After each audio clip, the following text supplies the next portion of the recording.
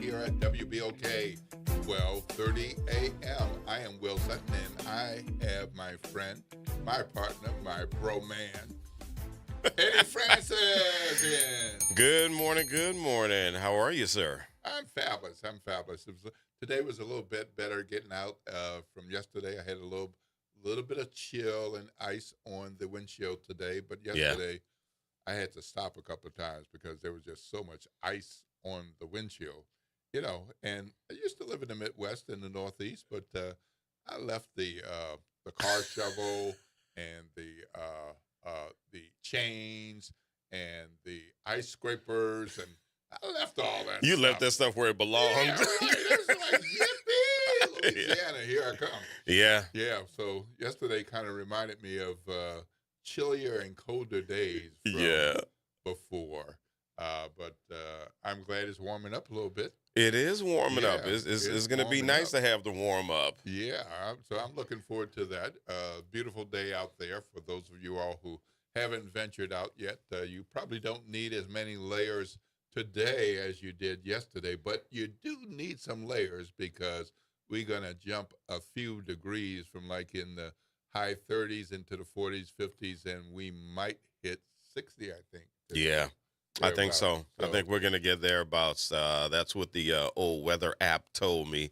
Although, the weather apps can be these days, they're a little, a little iffy. Yeah, I mean, so like the app I'm looking at right now shows that the high today is going to be 68. oh, all right. Who are they?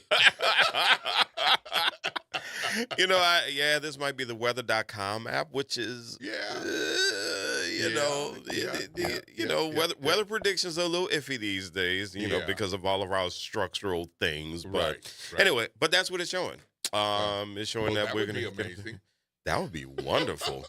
Yeah, I might be too layered up for that, but Yeah. that's okay. I can peel it off. I dress so I can peel some things off. Exactly. And if I need to go under this other shirt to get down to the next layer, I can do that too. Yeah, there you go. There you go. The secret is layers. That is the secret. Yeah, buddy. From my cold Midwest and Northeast days, I learned to layer, and I learned that there's a reason that some coats have strings Yes. and linings Yes. and double buttons and Yeah. snaps.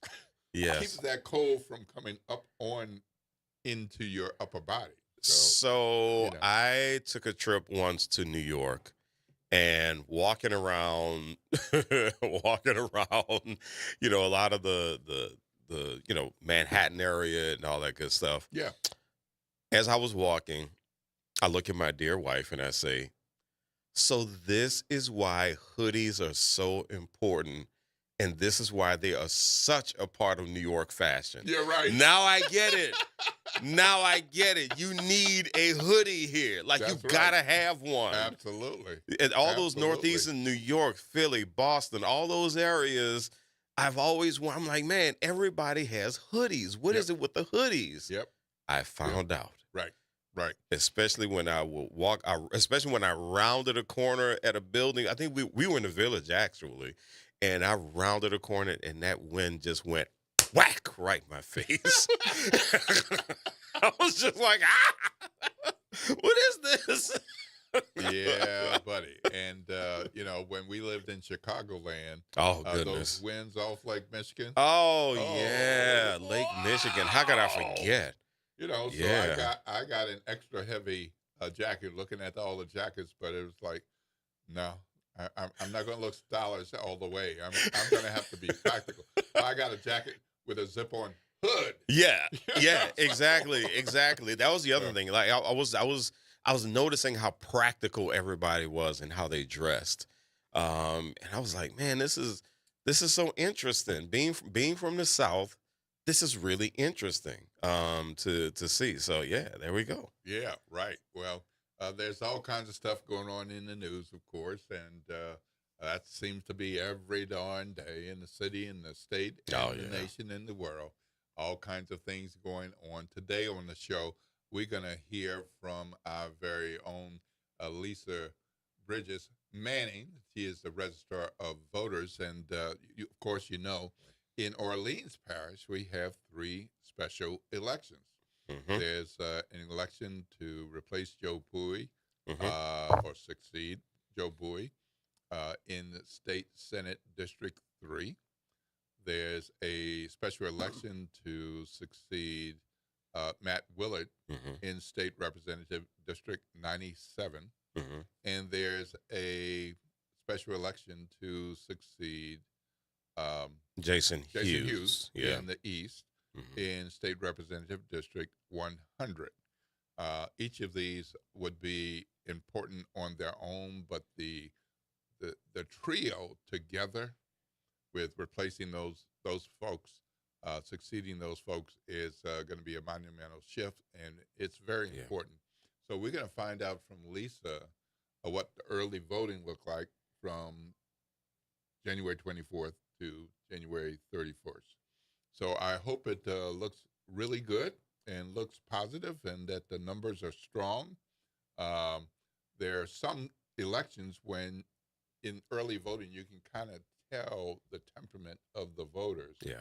based on what's going to happen in the early voting and then what's going to happen in the on election day. So we're going to get a report out from her, and she'll be sharing with us.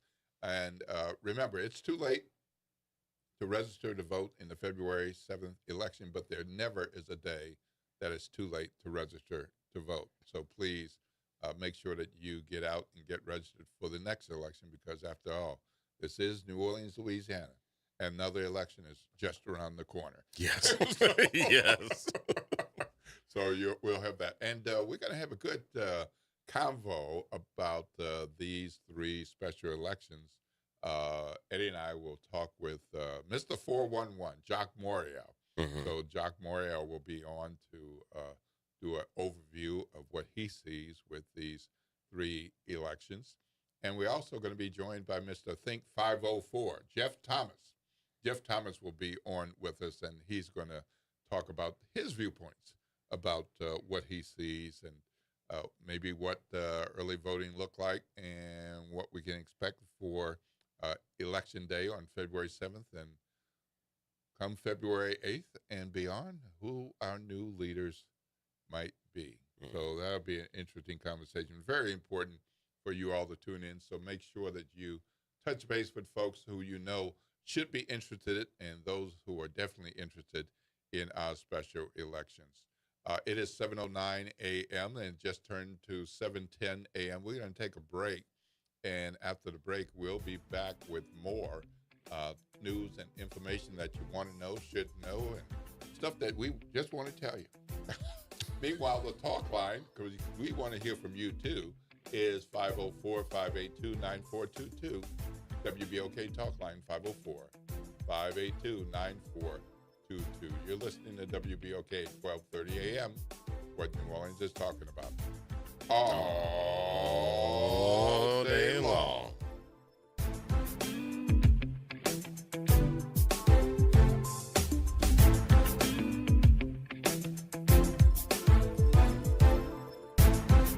This is your news update for WBOK from WDSU. For all your news and weather, watch WDSU News, New Orleans' leader in live, local, late-breaking news. Today at noon and 4 p.m. Good morning and happy Tuesday. I'm Morgan Lentis with WDSU News, and here's a look at today's headlines. Happening today, the suspects accused of killing a 19-year-old and injuring 3 tourists at Dookie Chase's restaurant are due in court. Last week, a judge did not set bond for Makai Kelly and Anthony Johnson during their first hearing. Kelly, who police believe is the shooter, is charged with second-degree murder, while Johnson is charged with principal to second-degree murder. That shooting killed Kareem Harris, who police say ran into the restaurant to take cover. 3 women visiting New Orleans were hurt. Then city leaders are set to announce a $2.8 million expansion of the city's new Lights On initiative. The goal is to restore and modernize street lights and highway lighting across the city. That initiative kicked off along Crowder Boulevard last month as part of Mayor Marino's first 100 days in office. A news conference is happening at the mayor's office today at 1 p.m. And a heads up as we prepare for the first big weekends of parades in New Orleans, the NOPD is expected to stage those serpentine barriers along St. Charles Avenue this week. You may remember the barricades from last year going toward Uptown, forcing drivers to slow down and weave through like a snake. It is a safety feature that was implemented following the New Year's Day terror attack. And that's a look at today's headlines of WDSU. That's right. It's party time each and every Sunday night at 7 p.m. on WBOK. It's the Throwback Throwdown with DJ Wick as he brings you the best in old school from the 70s, 80s, 90s, and the early 2Ks. Plus, the party goes to another level at 9 p.m. with the Throwback Throwdown Party Mix to round out the night. It's the Throwback Throwdown Sunday nights at 7 p.m. on WBOK and on the World Wide Web at WBOK1230.com. Good morning. Wake up. The Good Morning Show Good morning. on WBOK.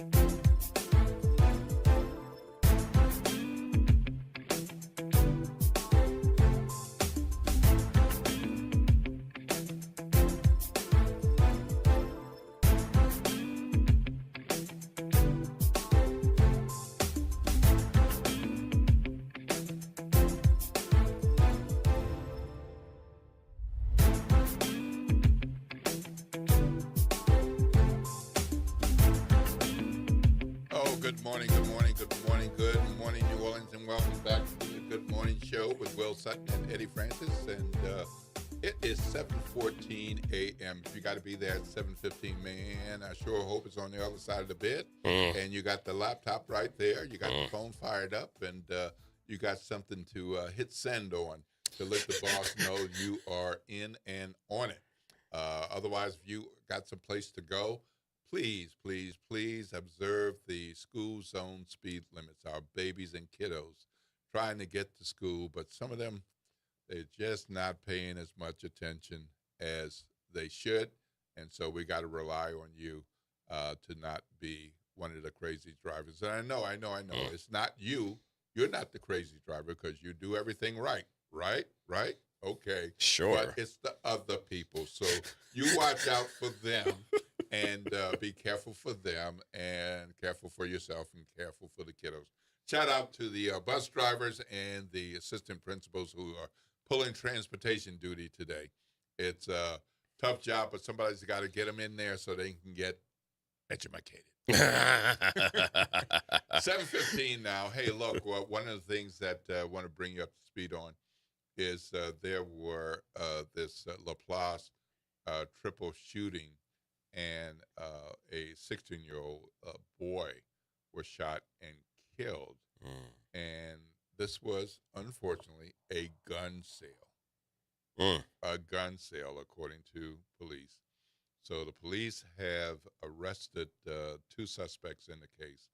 Jace Becknell, 19, of Reserve, who was booked yesterday with second-degree murder, 2 counts of attempted second-degree murder, and contributing to the delinquency of a juvenile. That's some heavy charges. Yeah. And then a 16-year-old, unidentified, was booked with being principal to a second-degree murder, 2 counts of being a principal to attempted second-degree murder, illegal possession of a handgun by a juvenile, and aggravated assault with a firearm. So the police are looking for more information about what happened in the death of Harold Warren Jr., happened on December 17th. There was an exchange of gunfire in a backyard in 3100 block of English Colony Drive in LaPlace. I've been to LaPlace. Yeah. And I've driven around, and I think I remember English Colony Drive. I think that's fairly decent. Yeah. But regardless, you don't want to see this happening with anyone. You certainly don't want your son or nephew or niece or daughter dying this way. And as for that second suspect, it seems with a booking of principal of second-degree murder, wrong place, wrong time, bro. Yeah. You Yeah. know? So please check in on your kids. Make sure that they know where to be, when to bolt. I was in a store just yesterday, and a mom was talking to her son, and she said they were talking about something that happened. And she said to him, she turned around and looked him in the face and said, "Son, when he hit you and that happened, you should have run instead of just staying there." Wow. Yeah. Now, she wasn't asking him to be soft. She was asking him to protect himself and come home. Mm-hmm. Yeah. I don't know what happened, but I was happy to hear that mom put it that way and directly to her son who she had to look up to, Yeah. that I need you to come home. Yeah. You know, that's what happens with some of these things.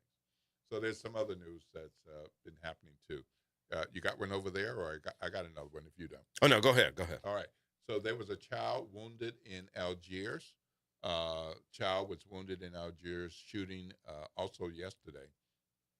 And that one is also being investigated. Of course, the other is being investigated by St. Charles Parish. This is by New Orleans police. Happened at 3 p.m., 3:20 p.m. in the 3400 block of Berman Highway, and a child had suffered one gunshot wound. The investigators believe the child was between 5 and 7 years old. A man was hurt in the shooting and drove himself to a hospital, and police are looking for more details about him, about this 5 to 7 year old victim, and more information about this situation. So if you have anything that might be helpful to police, go ahead and reach out to the New Orleans Police Department or Crime Stoppers as well. Those are things that are being investigated, so you definitely want to be helpful so that we can stay safe around here. An interesting one I thought was this was up in Arkansas. Somebody stole a school bus. I was just looking at that. Stole a school bus. Wow. It's like, what? How you gonna hide a school bus? I you know, that's a new one on me. The school bus theft. And actually, my thing just went ahead and just blanked out on me because I hadn't logged in. But yeah, let's talk about what happened here. These are two inmates who escaped from prison last week. They were being held for crimes committed in Baton Rouge, but so part of their getaway plan, as they developed on foot, was to see a school bus and take it. Now, where they got the gun from, I wonder. So that leads me to believe somebody on the outside was a part of helping them assist with the escape. So there was a gun involved, and then two deputies arrived and took them into custody. So from the story reported by Aiden McCall, my colleague at the Advocate, NOLA.com, it doesn't say how far they got in the bus, but it sounds like the deputies got them on the bus. So it doesn't sound like they got very far. So they were all on the bus? They were together on the bus? Wait a minute. So So it looks like they were found in nearby Mississippi. So they got a little distance. They got a little way, but Yeah. these were escapees from Louisiana. It looks like Riverbend Detention a Center. Riverbend. Yeah. Okay. Up in Lake Providence. Nice community, extremely poor, but I've been to beautiful Lake Providence place. actually. Yeah, I've been to Lake Providence. I've been to Tallulah. Actually, Yeah. I've been up Yep. there. Yeah. Yep. So that was a heck of a thing. So they got those. That investigation with the 6 escapees is continuing as well. So that's something else to be aware of. And there was on February 1st, Sunday, the Jefferson Parish deputies were chasing suspects in a stolen car onto I-10. Well, they were arrested in the stolen car, and the New Orleans police cooperated with the Jefferson Parish Sheriff's Office. This was after 1:45 p.m., and the chase ended on Interstate 10 eastbound near the City Park exit. So they got a little distance, Mhm. but with the communication and cooperation between the New Orleans police and the Jefferson Parish office, they were able to get these 2 suspects. And so this is one of those cases where we don't have a lot of information. They don't say 2 women, 2 guys, 2 juveniles, 2 people. Yeah. 2 people were arrested. So 2 people. So we'll see where we go from there with that one. So there's more news and information where that comes from, and we'd like to hear from you. You're on the Good Morning Show with Will Sutton and Eddie Francis. It is 7:23 a.m. So if you got to be somewhere at 7:30, some of you are going to make it right on time. Yes. Right. Yeah. Some Right of on y'all are going time. to make it right on time, but please be respectful of the school zone limits. It's 20 miles per hour around our schools, whether it's Orleans Parish, Jefferson Parish, St. Tammany Parish, St. Bernard Parish. 20 miles per hour. It doesn't change according to the parish. No. All right? And No. it's not 26 miles per hour. No. I know that feels like you're driving slow if you're used to driving 35, 40, 55, and 85. But Mhm. nope, not 26, 20 miles per hour. We need to keep those babies safe. We do, and it does help, especially if you're on the interstate, and especially somebody who comes from Slidell on the twin span. Mm-hmm. Could y'all please relax? I actually almost on the way in this morning, I actually almost had a multi-car accident happen right in front of me this morning on the What? twin span. So there was a This state. was something you were watching about to happen. Oh yeah, I was watching. So there was someone in a Mustang weaving in and out of traffic, really tight, fitting in wherever they could fit in. But there was a state trooper on the left shoulder, and they were stopped for some reason. And of course, nobody likes to pull over when somebody's on the shoulder. So they like to just almost graze your ankle if you're trying to change a tire or something. So people were slowing down. They were coming to a really short stop because of the state trooper that was on the left shoulder. And of course, nobody was ready to stop because nobody wanted to stop or slow down, I should say. Nobody was ready to slow down because they didn't want to slow down. And this one person in his Mustang almost caused a multi-car accident because they were busy weaving in and out of traffic. And then all of a sudden they saw these flashing blue lights and they realized it probably should be a good idea to slow down and drive safely all of a sudden.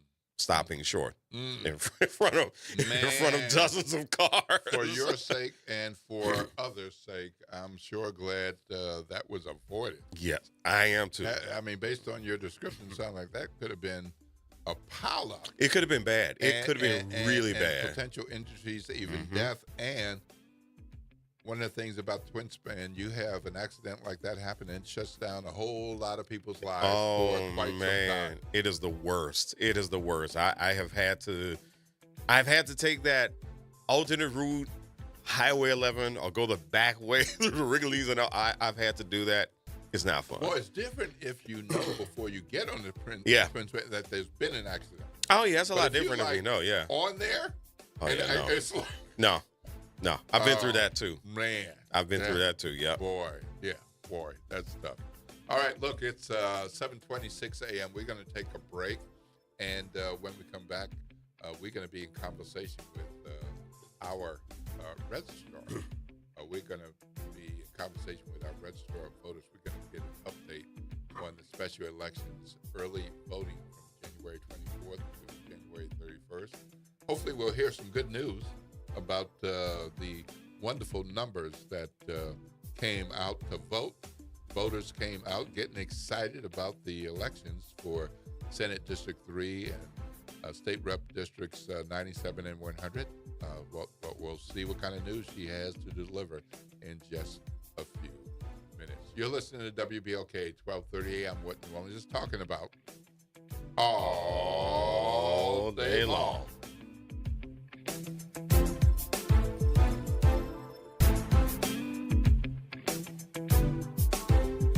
This is your news update for WBOK from WDSU.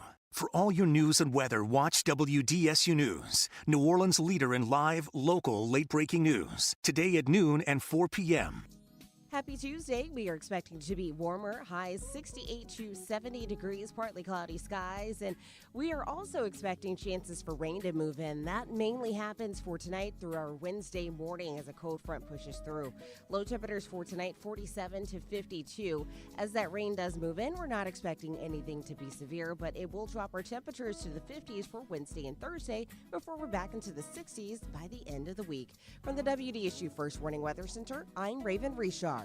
On Auto Trends with JeffCars.com, here's a snippet of some of what we cover. GPS pioneer Gladys West. We worked long hours computing trajectory orbits and satellite orbits, trying to get the data and everything correct enough. Auto analyst Mark Bland. 14 new vehicle deals that happen in this country out of every 100 that women don't have a fingerprint on. To tune in, check out Auto Trends with JeffCars.com, Saturdays at 4 p.m. on WBOK, what New Orleans is talking about. Welcome to Chemical of the Month from the Community Scientist and Rise St. James. This month's focus is polycyclic aromatic hydrocarbons, or PAHs, formed when fuels like oil, gas, wood, or trash are burned. These chemicals can enter the air we breathe and settle into our soil and water. Many PAHs are known carcinogens, adding to the health burdens faced by communities living near industry. Learn how to protect your health at risestjames.org.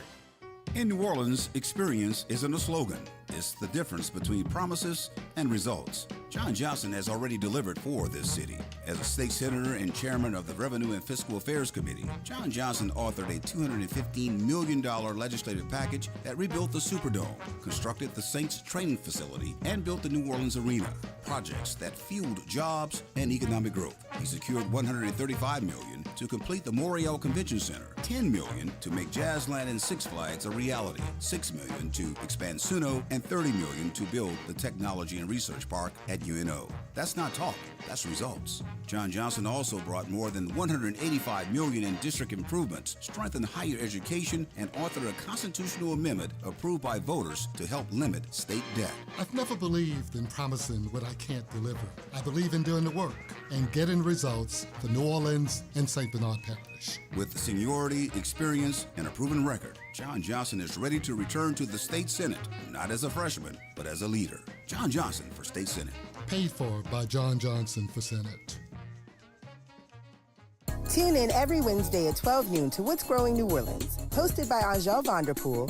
What's Growing New Orleans is a weekly conversation about developing and growing Black businesses throughout the region. Brought to you by the New Orleans Regional Black Chamber of Commerce. Good morning, wake up. The Good Morning Show. Good morning. On WBOK.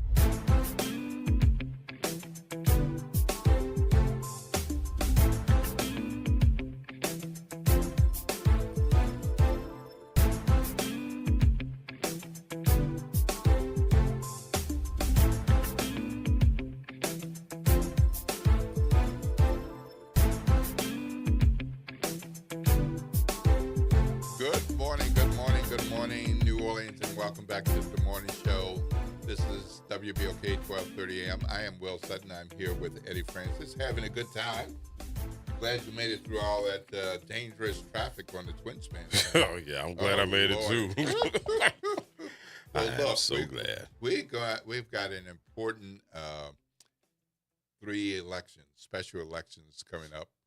And from January 24th through January 31st, we had early voting, as we do in Louisiana when we have a voting Election Day, and we have a period of time for early voting. And so we have got with us Lisa Marie Manning Bridges in the house, our registrar of voters. So she keeps track of what's happening with early voting. And so we are very happy to have you here, sister. Thank you for coming in. Welcome. Thank you for having me. I know it's early. I know it's early. Good morning, good morning, good morning. All right. So we got 3 special elections. State Senate District number 3. We got State Representative District number 97. Correct. And State Representative District 100. Yes. So there's early voting for any election, even presidential elections, statewide elections like governor, U.S. Senate, federal elections, state elections. And sometimes we see higher votes in some elections than in others with more national statewide attention. Oftentimes we see a lower voter turnout if there's only one election on somebody's ballot or 2 elections on somebody's ballot, or if it's a referendum or a bond or something like that. So how did we do with early turnout for these 3 elections in Orleans Parish? Early turnout for the special election was very low. 5% is what we tallied. Of the 81,803 people that could have voted in the 3. 81,000 how many? 803. 81,803. And we got 5%. 5%, yes. So a total of 4,131 people voted. 945 as of 46 as of yesterday was mail-in ballots. And we had 4,021 requested mail ballots. So people still have ballots. They can get them in until 4:30 on Friday. They must be in our office at 4:30 on Friday, not postmarked by 4:30. In the office, 4:30 Friday evening. 5%. 5%, yes. That's not good, is it? No. And these are races that affect our lives, our daily lives. Your state senator and your state representatives, they are fighting for us in Baton Rouge to bring funding or against stuff that may not be good for us or for things that are helpful to us. So we need them, and we need to make sure we know who we're sending and that we're doing the research and selecting the right person to represent us in Baton Rouge. That's 5%. And I think, Lisa, you just brought up something that when we have spoken about these special elections, that I've rarely heard anyone bring up, and that is being represented in Baton Rouge. And that means who is going to be able to work with other legislators, who's going to be able to work across the aisles, who's going to be able to work with the governor, and who's going to be able to advocate in cases where they have to do some, shall we say, some intense negotiations. Yes. Who is going to be able to advocate for the districts? And I think that when people take a look at the actions that the state will be taking, we need to take that into consideration. Well, who do you want to sit for you and speak for you in Baton Rouge? And so, this is that rare opportunity when you have these 3 really close districts, geographically, these close districts that are all going to be having these elections. And this seems like a rare opportunity. And I don't think people grasp how rare this particular opportunity is to get representation in Baton Rouge. Correct. Because these aren't 3 seats that are just lost in a sea of seats on election day. Right. No. And which is usually what we get. We're just like, oh, okay, well, let me vote for this district, that district, this district, that district. But these are 3 seats that we are voting for alone. So, I would hope that people would start to shift their thinking about what these seats mean, especially when it comes to who's going to advocate for these districts in Baton Rouge.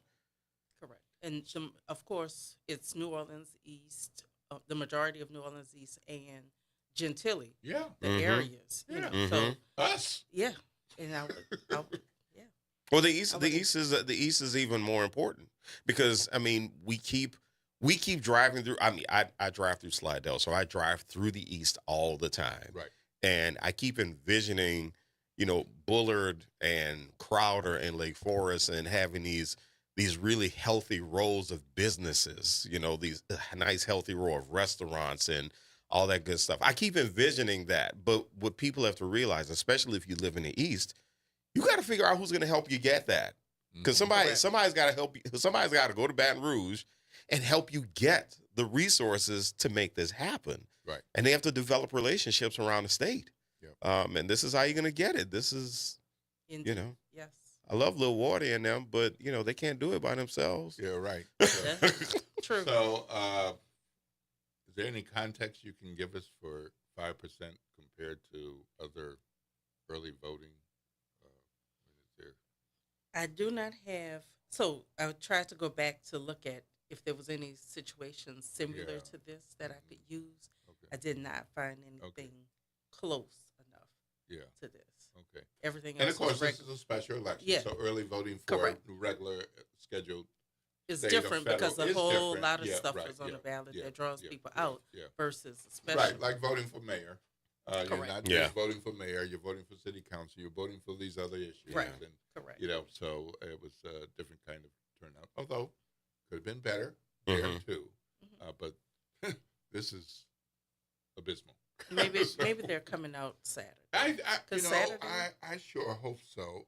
If you got 4,021 requested mail ballots, that's a decent number for a special election. I think. But 946 were returned. That's a We're whole actually lot of voting. people Yeah. who thought about it, Yeah. who registered to vote, who thought about it, and said, I'm going to go ahead and ask for my ballot. Man, the rest of those people, they could make a huge difference in an election like this. Yeah, yeah. And if it helps any, Saturday looks like it's going to be a nice day. Yes. It looks like it's going to be nice and sunny. It looks like it's going to get up to about the mid-60s. So you're going to have a nice day. So hopefully that helps. I know sometimes weather's a deterrent. Right. Because that's what happened at the beginning of the early voting, right? We had a bad day, and It was a bad day. and that kind of screwed up the early voting schedule in the beginning. It was a bad day. It was a bad day. Yep. Yep. We lost one day. Mhm. Right. Yeah. One day due to the weather. Yep. So, oh my. So, how did we look? And I'm pretty sure you're not able to tell us which of these races got most votes so far, right?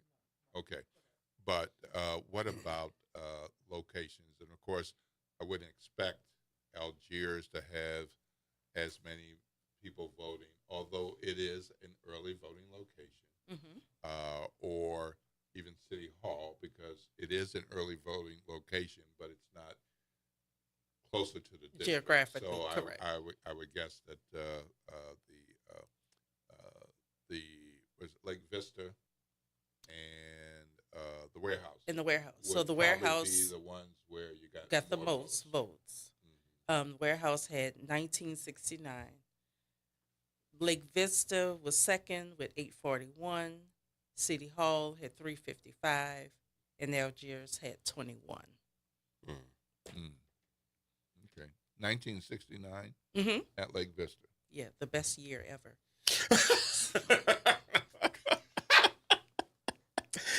Any thought about why she's saying I was going to say 3 guesses on that one.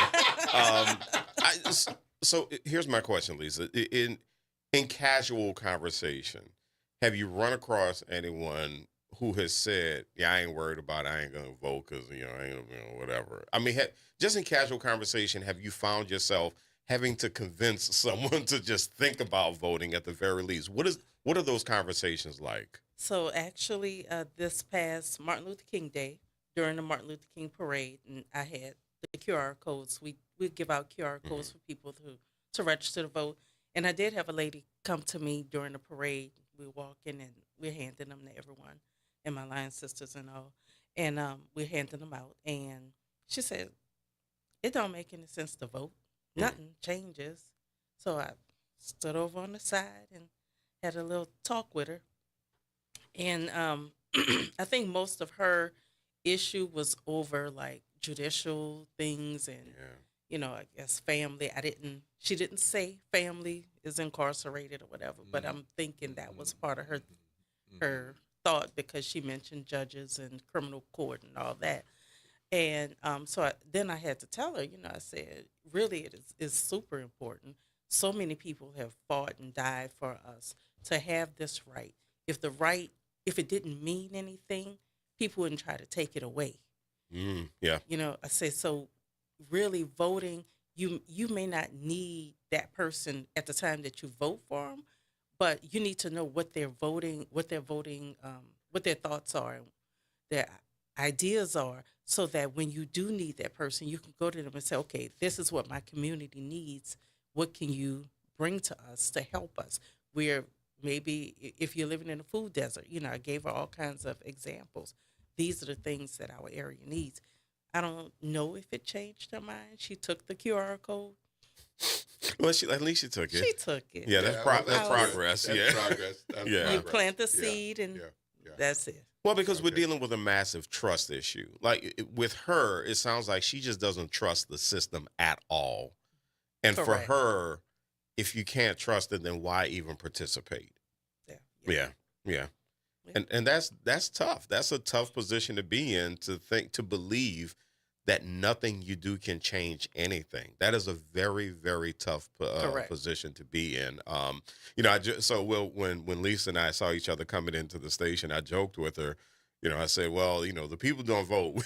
We try shaming them. We try browbeating them. That's not working. And so now we gotta figure out what the next thing is. And the question for someone like the person that you ran into is how do you get them to trust the system? And that's even tougher because now you have to say, okay, well, if they look at candidates and they look at the candidates and some people just look at how the candidates look and they say, oh, I can't trust any of these people. It's like, well, you don't even know any of them. Right. And they're like, yeah, but look at them. And I'm going, I don't know what to say. They all have on suits. Like, what can I say? I don't know. And I remember there was I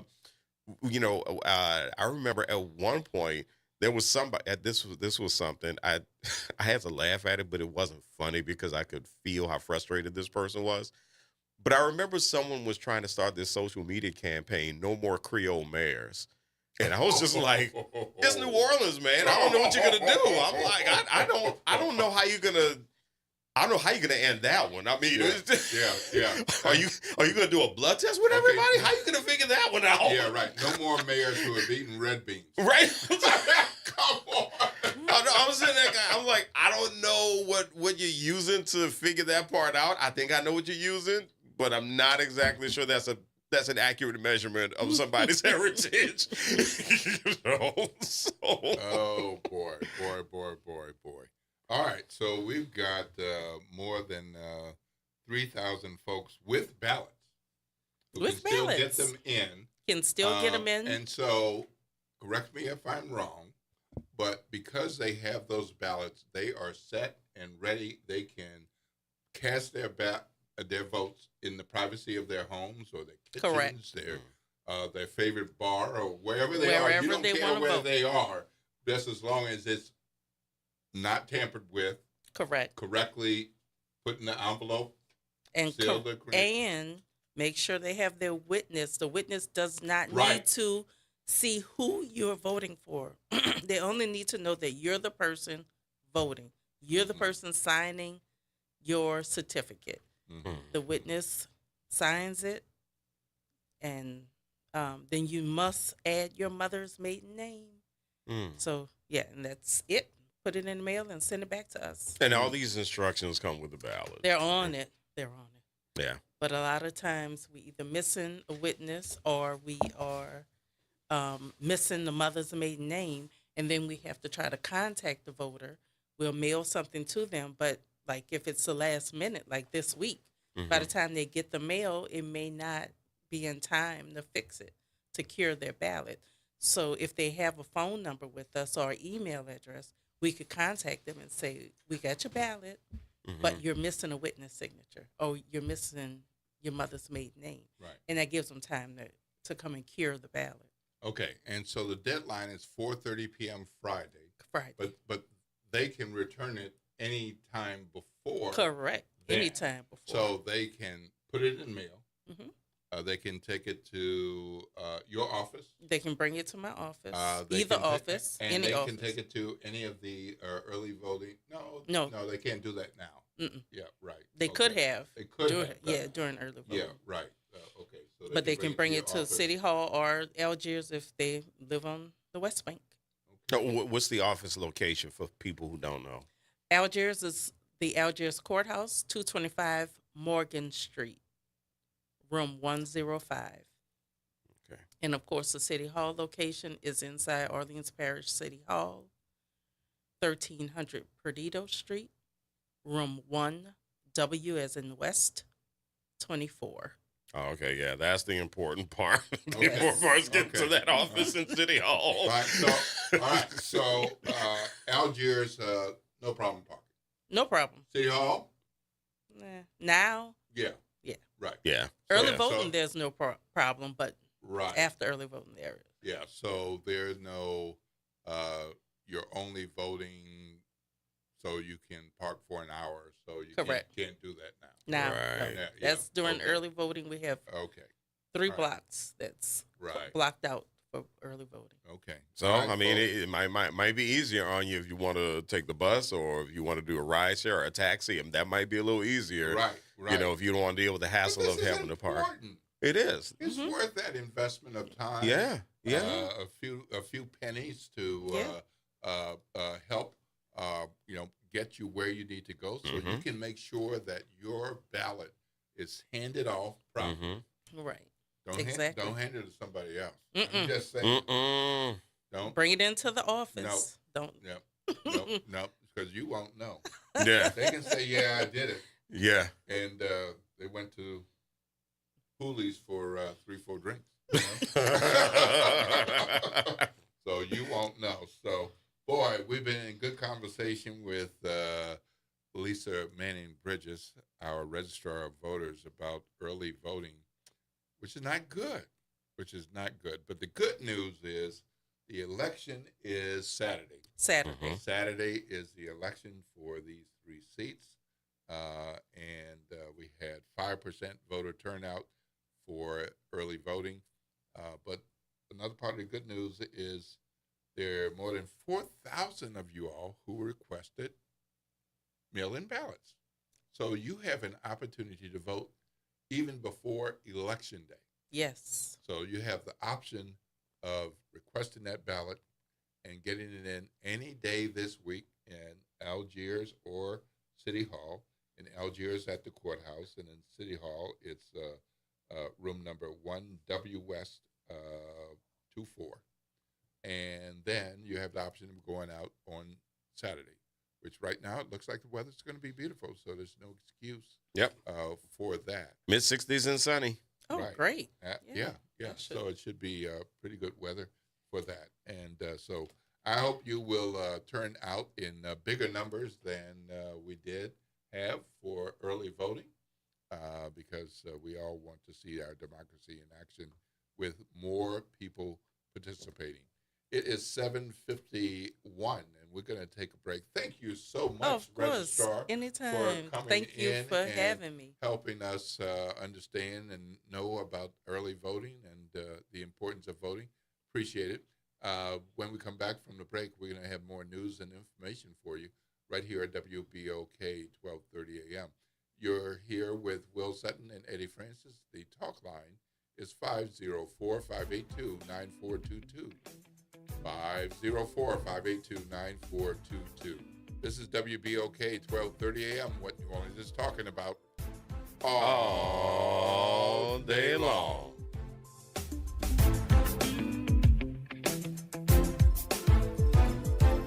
This is the Bloomberg Black Business Beat, brought to you by FidelityInvestments.com.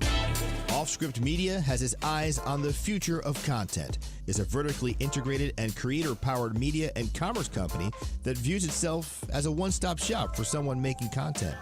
Datavio Samuels is CEO of Offscript, and he says the company is focused on content creators in social. Yeah, look, I think that social is the number one platform that matters. It's where all of the world's attention is. So often you're finding these people because they are popping or doing something really incredible in social. But when it comes to how can you help monetize them, how can you build them, do they have real proof points that they can create long-form content that can sustain attention? YouTube is that space. Offscript is charting new territory, taking the more traditional idea of an A&R at a record label and updating it for the digital age. I'm Bloomberg's Justin Milliner on the Black Business Beat.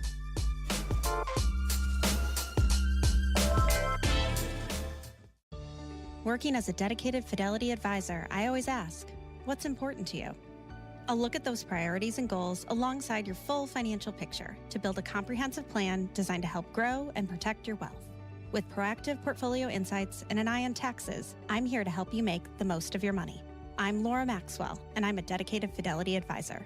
Learn more at fidelity.com/wealth. Investment minimums apply. Fidelity Brokerage Services, LLC, member NYSE, SIPC.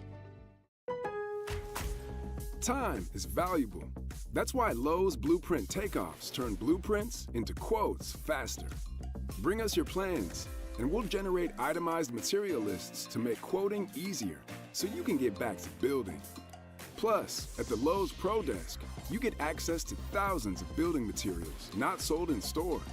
And when your order's ready, we'll deliver everything to the job site.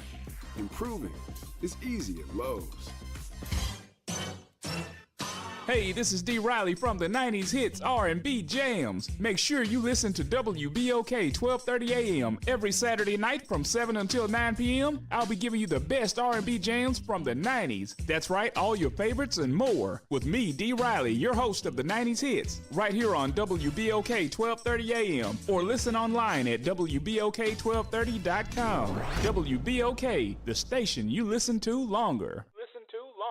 Hi, I'm Imani Godan, founder of GoDance. GoDance is a nonprofit interdisciplinary dance organization rooted in New Orleans, providing access to dance education and sustainable, wellness-centered art practices. Right now, you can be a part of this work by participating in our Key to Your Heart house raffle. Our programs are open, inclusive, and community-centered, supporting artists, students, and creatives at every stage. Your involvement helps expand access, education, and opportunity for artists of all ages. To learn more and get involved, visit GoDance, GAUDANSE.org. Hello, this is Ed Murray, and I'm a candidate for State Representative District 97. I'm running because our families deserve a fair shot. New Orleans is changing, and it's time our leadership reflects the future. I'm a father, an attorney, and my commitment is to this community. In the legislature, I'll fight to lower the cost of insurance, strengthen our public schools, and grow an economy that works for everyone, not just a few. I want my son and every child to be able to live, work, and thrive right here in New Orleans.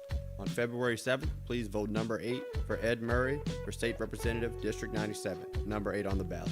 This message is paid for by the committee to elect Ed Murray. Good morning, wake up. The Good Morning Show. Good morning. On WBOK.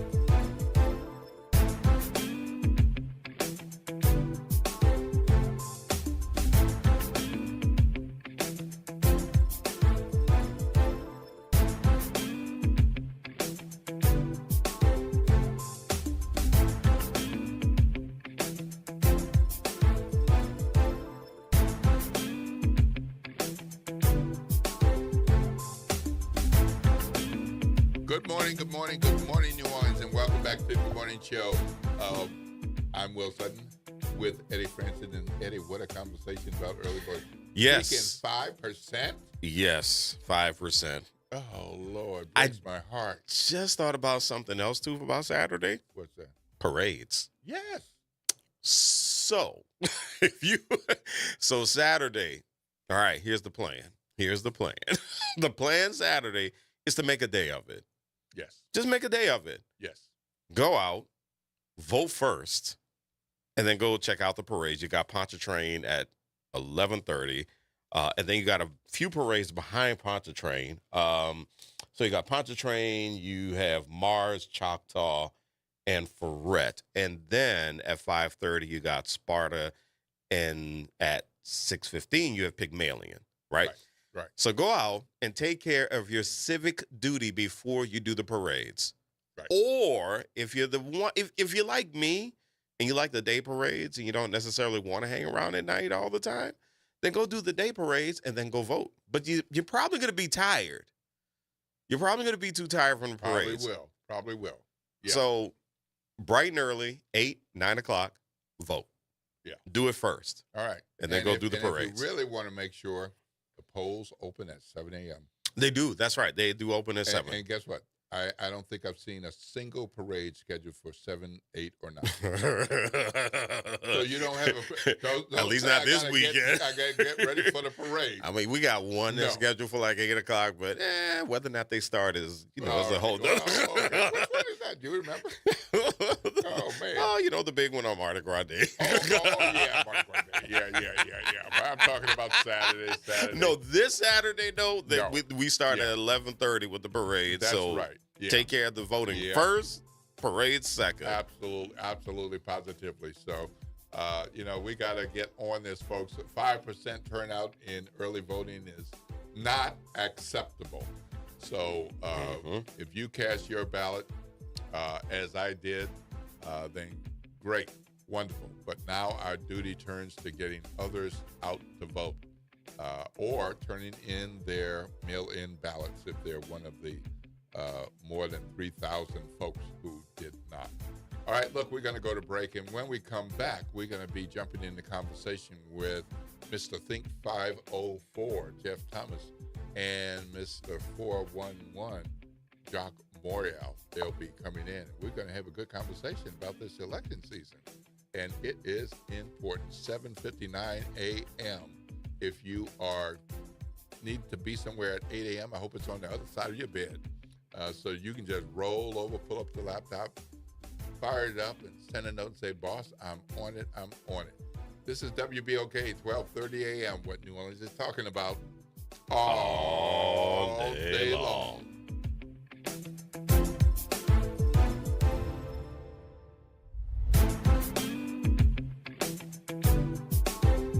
WBOK New Orleans, home of the Good Morning Show, 7 to 9 a.m. weekdays. I'm Tammy Eswick with BIN News Now. President Donald Trump is throwing shade at the Grammy Awards. Truth be told, he's got beef with the black host, Trevor Noah. I thought the whole Grammys was terrible. I watched part of it. It's not watchable. But he was a lousy host. I'd say not as bad as Jimmy Kimmel, but pretty close. And no, he made a statement about me and Jeffrey Epstein. I have nothing to do with that. So that was Trump a day after the awards show, saying to reporters in the Oval Office that Noah had incorrectly accused him of visiting Jeffrey Epstein's island. Newly elected mayor of New York says trash is piling up in the city as they fight back an invasion of snow. Finally, Lil Wayne reacting to yet another Grammy snub. In a social media post, he compared himself to former New England Patriots head coach Bill Belichick, who hasn't been able to get into the Pro Football Hall of Fame. Get BIN News Now on demand 24/7 on the iHeartRadio app.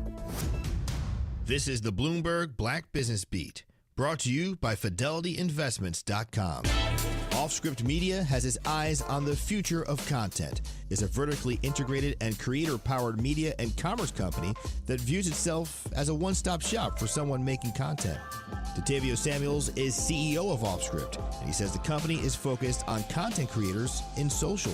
Yeah, look, I think that social is the #1 platform that matters. It's where all of the world's attention is. So often you're finding these people because they are popping or doing something really incredible incredible and social, but when it comes to how can you help monetize them, how can you build them, do they have real proof points that they can create long-form content that can sustain attention, YouTube is that space. Offscript is charting new territory, taking the more traditional idea of an A&R at a record label and updating it for the digital age. I'm Bloomberg's Justin Milliner on the Black Business Beat.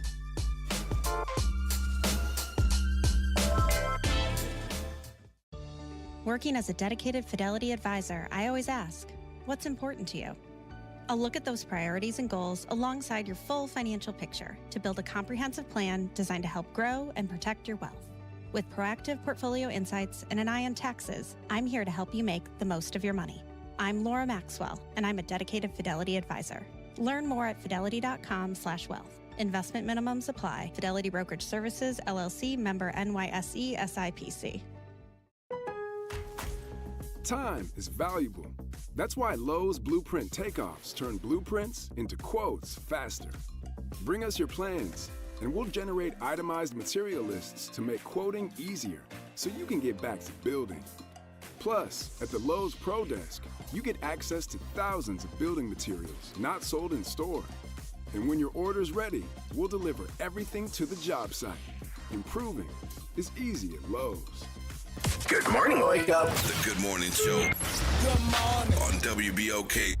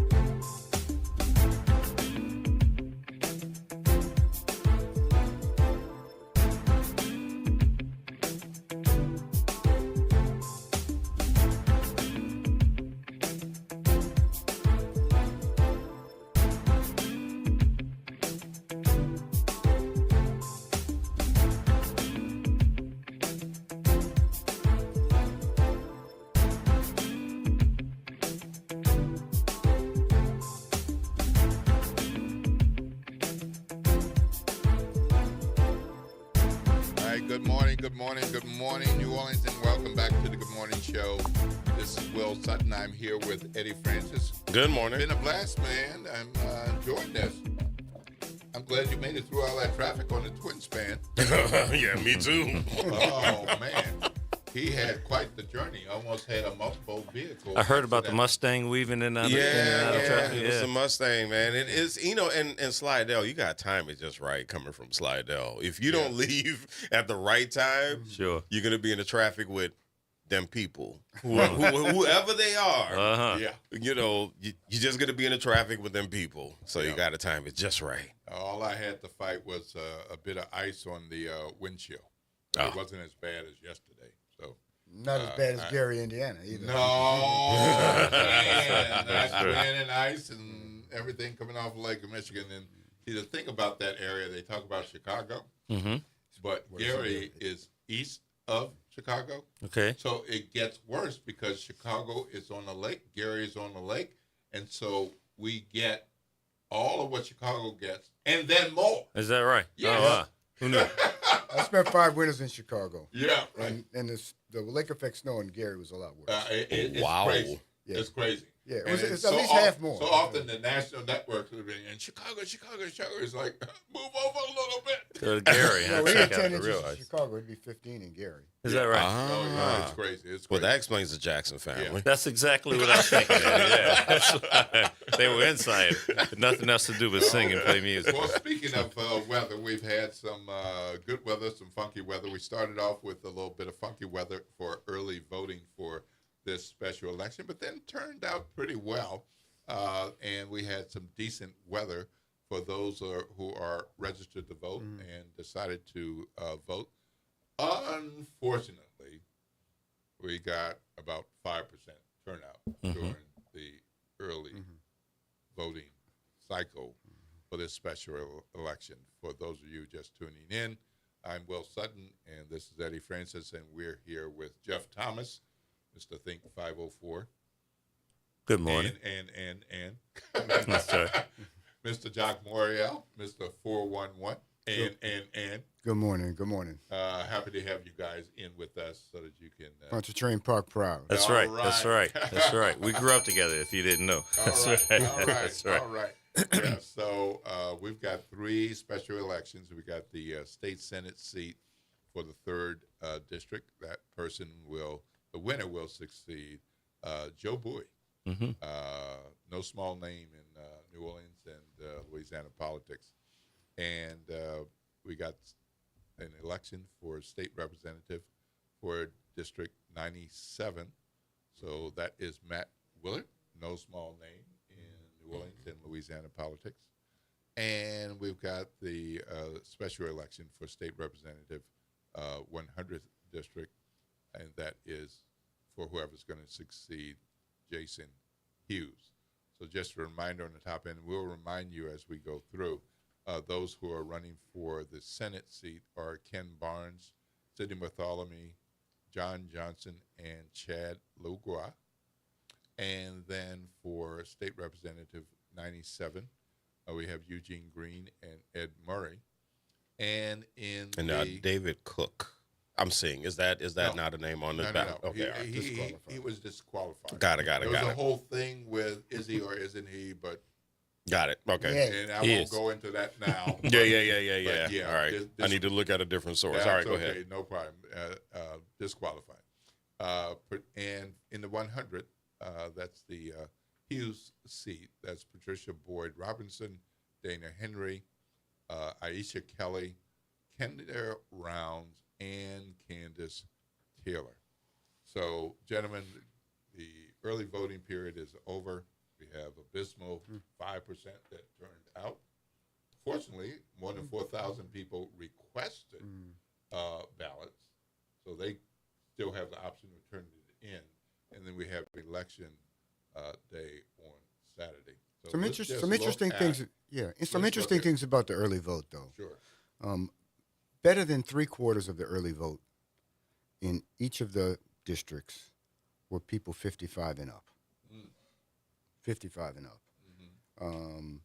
And African American voters actually outpaced the white voters in St. Bernard Parish in Senate District 3 in early voting. Really? Yeah, by a small amount. But we had very few voters under the age of 21. In District 97, only 2 people under the age of 21 voted early. In District 97, 2. Just 2. Under 21. Yep. In District 100, 6. And in Senate District 3, a total of 8. 21 or under. Wow. So once again, the seniors and near seniors coming out to vote. Well, listen, that's not unexpected, right? I mean, you're talking about special elections. So who do you expect to go out to vote? Super chronics and chronics, right? Yeah. So why don't you define for us, Jacques, what super chronics are and what chronics are, so people understand. That's a good idea. Well, super chronic voters or perennial voters are voters who essentially vote in nearly every election. 8 or 9 of the last 10 elections defines a chronic voter, a hyperchronic voter, a perennial voter. And those voters turn out in every election, and they do their civic duty. It's a matter of course. And then there are chronic and casual voters. Casual voters vote in major elections. They vote for president. They might vote for governor and mayor, and they may vote in some other special election. But generally, they don't regularly vote in these special elections. And Jeff and I were talking about this yesterday. We used to have the municipal election for mayor and council in February. But we moved it over 2 cycles because of the weather, because of distractions of Mardi Gras and all of these things. This election had to be held because there's a legislative session that begins next month in Baton Rouge, and we have no representatives representing these 3 districts. And it's a requirement that each seat is filled, except for death or something like that, which is unavoidable. And so, listen, we've beaten up the people a little bit about this 5%, but when you take into account one major factor, you guys talked around it, which is weather. It was cold as I don't know what. You're talking about, it was like Gary, Indiana, by New Orleans standards. I mean, it was extremely cold for a week of early voting. And so I remember last week I was going to the grocery store to hunker down. I was buying firewood. I was doing things to prepare myself, worrying about my properties, making sure that all of them, were dripping the water, that kind of stuff. So people were distracted. People had other things to do. Now, I think what you're going to see, and you're talking about 3 of the most important districts in our city, and 3 of the districts where you have people who are engaged in elections in general. These are people who are homeowners. These are people who are intelligent, who are educated, who are informed, and who are concerned about who they elect. So I anticipate that you're going to see a surge on Saturday. I think we'll be surprised. These are not just some people who don't care about who they elect and who they send to the state legislature. And these are some of the most civically engaged neighborhoods. Yeah, so we're going to talk some more about that. We're going to honor the break. Okay. We got to do that. Let's do that for sure. That. Yeah. It is 8:12 a.m. I'm Will Sutton with Eddie Francis, and we're in conversation with Jock Morial and Jeff Thomas about the special elections. When we come back, we'll continue talking about the special elections and the impact, what we might see, and the importance of the special elections. This is WBOK 1230 a.m. What New Orleans is talking about all day long.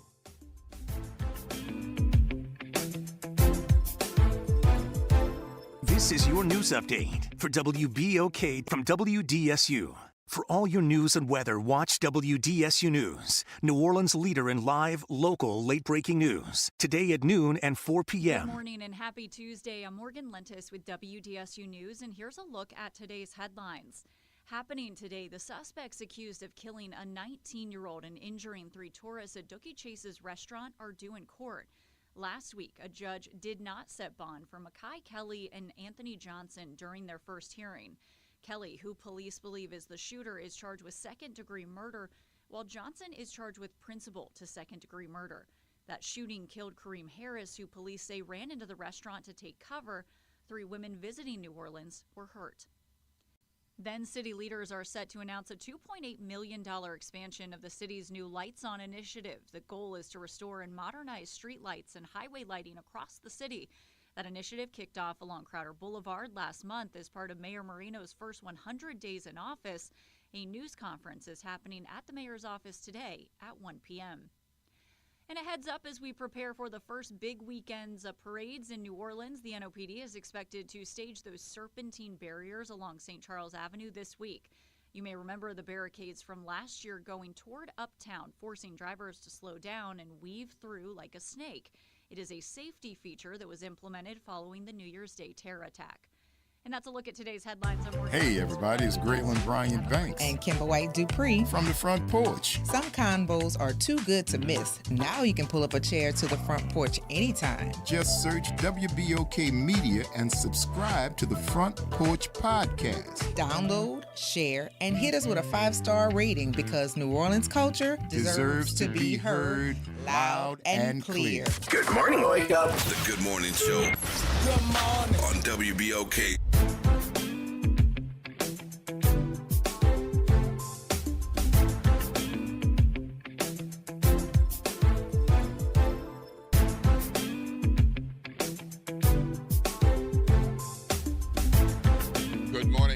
Good morning, New Orleans, and welcome back to the Good Morning Show. For those of you all who have been tuned in from 702, 705, 707, 720, and welcome to the Good Morning Show for those of you all who are just tuning in. I'm Will Sutton. I am here with Eddie Francis, and we're in conversation with Jeff Thomas and Jock Morial about the 3 special elections that are significant. Because, guys, we're talking about, it's not that all legislators aren't important. No. But when you talk about the New Orleans delegation and you go to, because I've lived in other parts of the state, you go to Baton Rouge, you go to Lake Charles, you go to Alexandria, you go to Shreveport, you go to Monroe, they know the name Bowie. They know the name Willard. They know the name there's some respect that comes with those names, and based on things that they have done Sure. in the time. So I'll also add that at some point they too were freshmen. At some point they too were freshmen. So when we look at this special election, how should voters consider the type of person who should replace each of those? And should they consider an experience factor or not? Well, I think that all of these candidates have big shoes to fill. Doc Bowie, Matt Willard, Jason Hughes were all effective legislators. They built relationships with people who they often didn't agree with them. And they were able to get some things done in a very hostile environment. And I think, voters should consider that one of the roles of a legislator is to carry your message and to build relationships that work for you, that work for their district. So that's one of the things that I believe that voters ought to consider. I really don't like these snap elections. I know that they're important and we have to fill a vacancy, but it often deprives the voter the opportunity to evaluate the candidates, to get to know them, to have discussions for the public discourse to advance around an election. So it also deprives whoever's elected of a real expansive mandate. Because under the best of circumstances, we often have to fill these legislative seats fairly quickly when they become vacant in a fall election. In the best of circumstances, we have turnout of 22% in one of these special elections held with less than 90 days notice. So it's important that voters pay attention. And in this sort of election, the chronic or perennial voters, their vote is more powerful because there are fewer voters. If only 15% of the voters elect the representative and the winning candidate gets 50% plus one, only 7 or 8% of the people voted for them. Sure. Sure. And that puts them in a really challenging position. And some people have risen to that challenge, but that's an additional challenge. And look, whoever's elected, I think the session begins a week and a half after Election Day.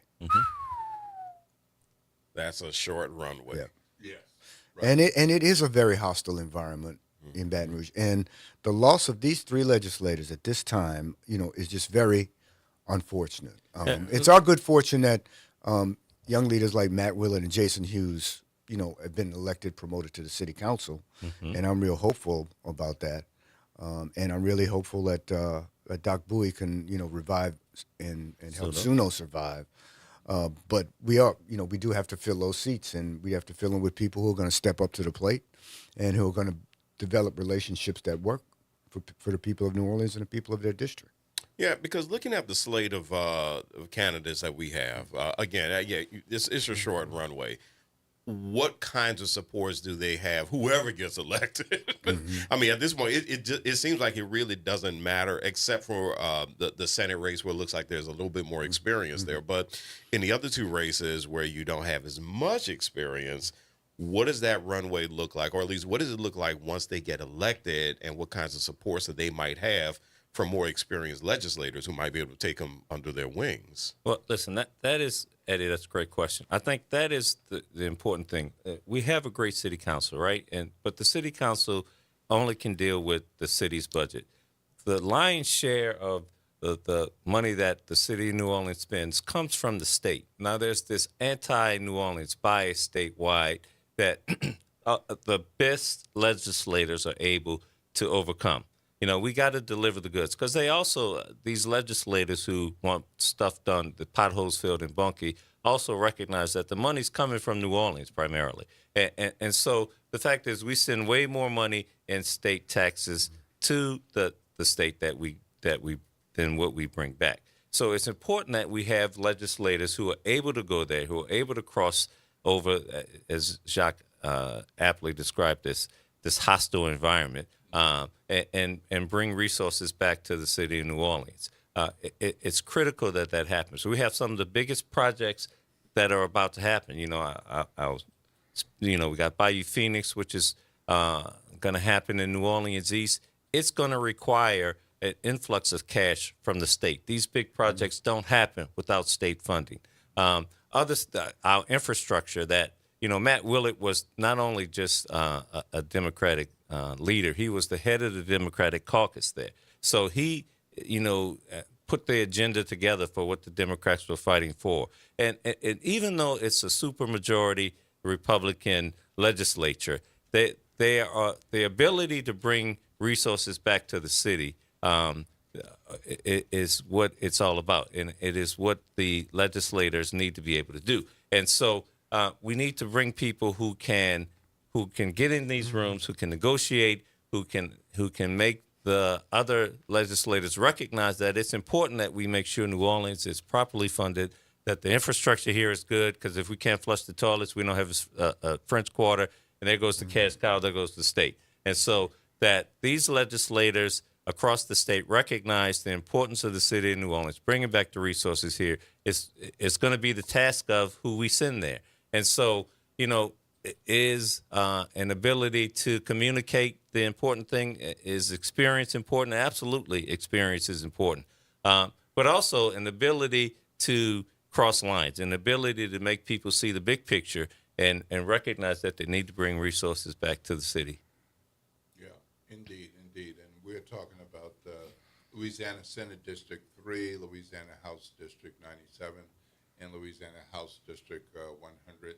Senate District 3 includes neighborhoods including Gentilly, New Orleans East, Lower Ninth Ward, and parts of St. Bernard Parish, including Chalmette, right across from the Lower Ninth Ward. And 97 includes most of Gentilly, parts of the 7th Ward, and those lake neighborhoods along Lake Pontchartrain. And District 100, New Orleans East, specifically from like Crowder toward St. Tammany Parish line. So those are some rough descriptions of which districts those are. So if you live in Uptown, no, it's not your election. If you live in Mid-City, no, it's not your election. You live downtown, no, it's not your election. French Quarter, not your election. But that's a lot of people who expect city services. They expect state support. And in particular, this is huge for New Orleans East. That's right. It's critical. Listen, we need to have an effective legislative delegation. It is critical to the success of the city. We cannot survive. New Orleans is dependent upon state resources. We like to think of ourselves as, well, we send all this money there, but New Orleans is a byproduct of the state, and the state funds us primarily, and so sure we generate our own taxes. The way that, for example, this hotel motel tax, it's generated here in the city of New Orleans. It creates about a 17% tax. I think the city keeps 2% of that money. Under fair share, I think it's 4. All right, it went up to 4%. So listen, we doubled the amount of money that we're getting back, which is great. The lion's share of that money, even though it's generated here, even though our people are working, even though our resources are being used, it goes to the state of Louisiana.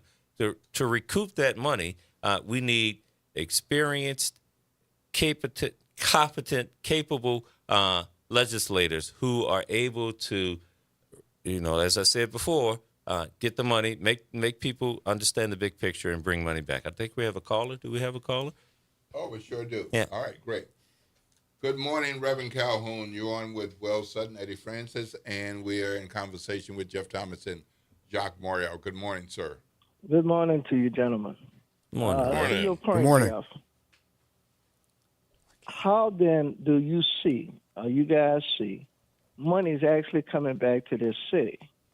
Because in the reality of it is, you do have a hostile environment up there. You have, for centuries, I guess it's been, one area of the state is always against the other area of the state. Now, Jason and Joe and all these people were able to come together to bring real money, real resources back to our neighborhood. I don't see that happening now. Is there another perspective out there that says that that New Orleans will get at least a fair share? Because the fair share that Mayor Moore she got for us, that seemed like that may be reduced. So I'm just trying to figure out what's the reality of what New Orleans is about to face in terms of monies or real resources coming back into this city. And I'll hang up and listen. Well, that's a good question, Reverend. Right, One thing I'll say about this is that, sure, we need to bring resources back, but we need to put forth legislation that is in general good for the city, like, insurance reform. And we need to bring legislation that I know that Matt Willard, for example, was key in freezing property taxes. We get this every 4 years. We get this sticker shock of property taxes, and so for too often, people who had these generational homes were losing their houses because of the increase in property taxes. So he put together some measures that mitigate that stop that from happening. Those are the kinds of things. That's the kind of legislation that we need from the people we're talking about electing. This is the kind of stuff that they can do. So it's not only, I've been focused on bringing home the bacon. That's critical. That's important. But we need the creative kind of prioritizing legislature that makes sure that our people are able to live here in the city and live comfortably. So, we need insurance reform. We need property tax measures. We need to have all of the kinds of things like that the previous legislators have delivered. And so we need to hear from these candidates. And I know on their websites they have some platforms, they have some ideas. And so I think what people need to do is go to those websites, look up, Google each of the names, and see who is delivering the kinds of information and messaging that people think is important to their lives. I mean, we're talking again about the most educated, rich, if you will, population base in the city of New Orleans. I mean, we're talking about homeowners who have, big houses in Gentilly. I mean, Gentilly, New Orleans East has the biggest property tax base combined in the city, more than Uptown. So don't let the people uptown fool you about that. The Gentilly in New Orleans East produces more property taxes for the city of New Orleans than any other parts of the city. And so these are people who own their homes, who are invested, as Jacques said, who are important to our community. Yeah, exactly right. All right, Will Sutton, Eddie Francis in conversation with Jeff Thomas and Jacques Morial. I know this is the point where we're supposed to release you, but any chance we can get a few more minutes? Jacques, if Jacques stays, I'll stay. Just a few I'll more stay minutes. till you speak. Okay, just a few more minutes, that'd be great. But it's such a rich conversation. It is 8:29 a.m. and we've got to take a break. Oh, yeah, please do that. This is a radio station. Yes, it is. And we need support. It's not a public station. That's correct. That's correct. All right. You're listening to WBOK 1230 a.m. What New Orleans is talking about all day long.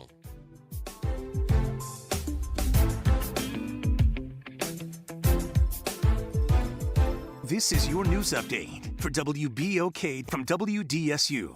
For all your news and weather, watch WDSU News, New Orleans' leader in live, local, late-breaking news. Today at noon and 4 p.m. Happy Tuesday. We are expecting to be warmer, highs 68 to 70 degrees, partly cloudy skies, and we are also expecting chances for rain to move in. That mainly happens for tonight through our Wednesday morning as a cold front pushes through. Low temperatures for tonight, 47 to 52. As that rain does move in, we're not expecting anything to be severe, but it will drop our temperatures to the 50s for Wednesday and Thursday before we're back into the 60s by the end of the week. From the WDSU First Warning Weather Center, I'm Raven Richard. Hoops, Heat, The Truth, On Demand. Ball Don't Lie is now live on all podcast platforms. Tap in, search WBOK Media, find Ball Don't Lie, and bring the fire with you wherever you go. Download, share, and leave that 5-star review because the game doesn't stop when the show ends. Welcome to Chemical of the Month from the Community Scientist and Rise St. James. This month's focus is polycyclic aromatic hydrocarbons, or PAHs, formed when fuels like oil, gas, wood, or trash are burned. These chemicals can enter the air we breathe and settle into our soil and water. Many PAHs are known carcinogens, adding to the health burdens faced by communities living near industry. Learn how to protect your health at risestjames.org. My wife was frying okra.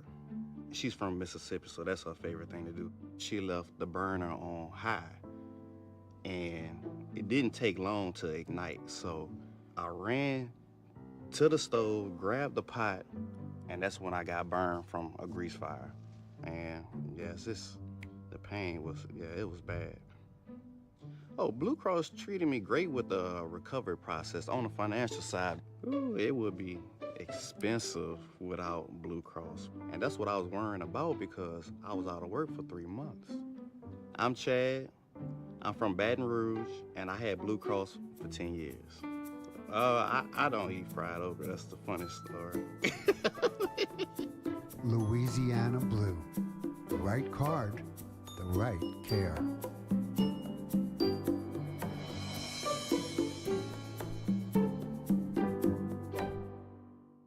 What if just $50 could open the door to your new home?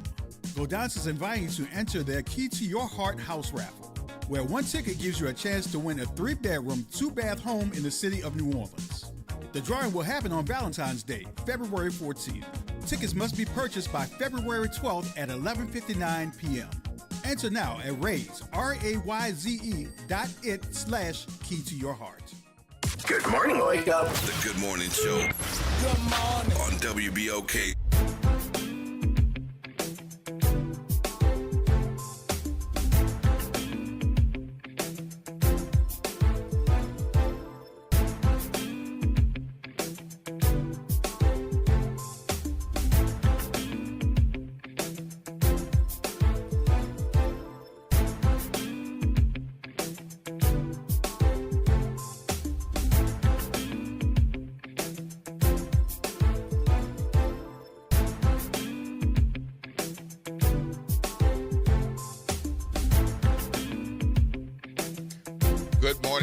Good morning, New Orleans, and welcome back to the Good Morning Show. For those of you all who have been tuned in since the very beginning, or whatever number of minutes you've been tuned in already, and welcome to every single minute they've been tuned in. Everyone. And welcome to those of you all who are just tuning in. I'm Will Sutton. I'm here with Eddie Francis, and we are in conversation with Jeff Thomas and Jacques Morial talking about special elections. And before we move along, I can't make any promises, folks, but I will tell you that WBOK is reaching out to candidates and making efforts to see who we can get in. Are you kidding me? We're going to have all the candidates in here? We're reaching out. Oh, that is great. We're reaching out. As I look at Jared, who's doing the reaching. Yeah, we're reaching out, and we will provide each of them with an opportunity to come to the studio and talk. If they want to call in, they can call in. We're giving them free airtime. They're going to take calls. Yeah. Right. All right. So when did this become a public station? I know the election is Saturday, but I think people want to hear from them. Yes, they have made appearances. They have talked at this place or that place and been at this reception or this event. And there was even a meet and greet last week, but a meet and greet is not an opportunity for. Listen, if they want to reach the public, if they want to get their message out, they need to come to this radio station and talk. This is the way you reach the black communities. We got the biggest megaphone, the biggest platform. And I'm going to say on air, we'll be flexible for those who want to call in. But here's what I'm going to say about that. It's different if you're in the studio standing on your own as your own man or your own woman, and you don't have people shifting papers over to you and giving you the words you should Talking say. points. That's right. Okay. Yeah. So you could call. So when we reach out, if you want to do that, I'm just suggesting that the listeners take that in a different way than if you are in studio. Because in studio, there's no 5 people around you, and you're standing on your own. So I hope everybody heard that. and hope you heed that. And because of the time frame, short notice and all, we're going to do everything possible, including being flexible, but there is a difference in studio versus call.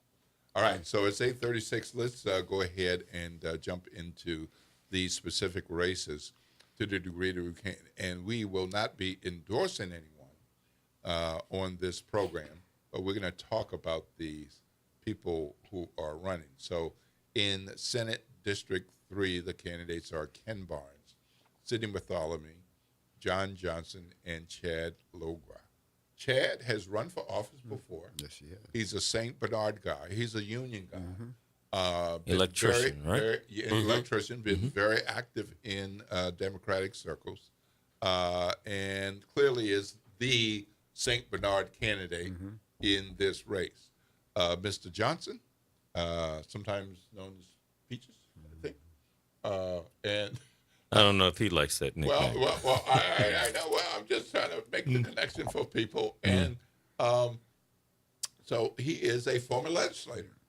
So he has had the experience of being in Baton Rouge and representing New Orleans. We have Sidney Bartholomew, who is not the former mayor. He is the son of the former mayor. So he's from the Bartholomew political family and name brand, an attorney and a builder. And we have attorney Ken Barnes in that race as well.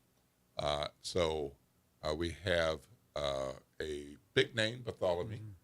We have a known name, John Johnson. And we have somewhat known Chad Logra because he's run before. And depending on which circles you're in, people know Ken Barnes from legal circles. What are your thoughts on that race? Well, watch out for Chad Logra because St. Bernard makes up about a little bit more than a third of the registered voters in Senate District 3. So if he can consolidate a base there, he might be able to, reach a runoff.